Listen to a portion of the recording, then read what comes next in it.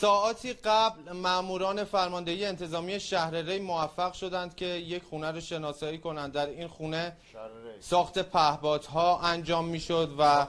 بمب‌های دستساز. برای اطلاع از جزئیات این اقدام پلیس گفتگو میکنم با سرهنگ مافی، فرمانده انتظامی شهرستان ری. جناب سرهنگ خدا قوت، بفرمایید. منزل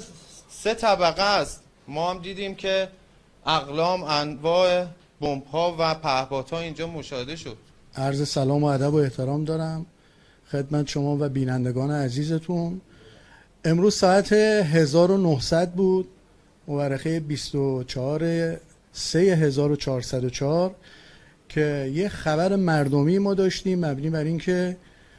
رفت آمد مشکوک یه سری افراد داخل این منزل بودن که بلافاصله عوامل اطلاعاتی و انتظامی ما با اخذ مجوز قضایی به این منزل ورود پیدا میکنن و همونطور که مشاهده میکنین خیلی تعداد زیادی پهپاد و وسایل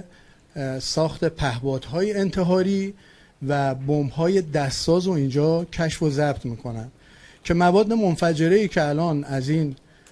تیم کشف شده بالغ بر 200 کیلوگرم مواد منفجره دستساز هستش و حدود 30 تا بالگرد، 33 تا لانچر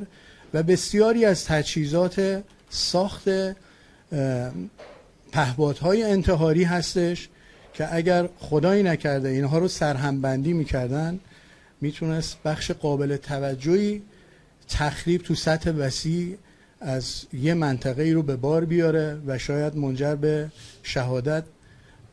تعداد زیادی از هموطنانمون میشد که به حمدالله با یاری امام زمان، سربازای گمنام امام زمان، همکارای انتظامیمون، این طرحشون طرح عوامل تروریستی داعشی و عوامل وابسته به موساد صهیونیست، رژیم صهیونیستی خنثی شد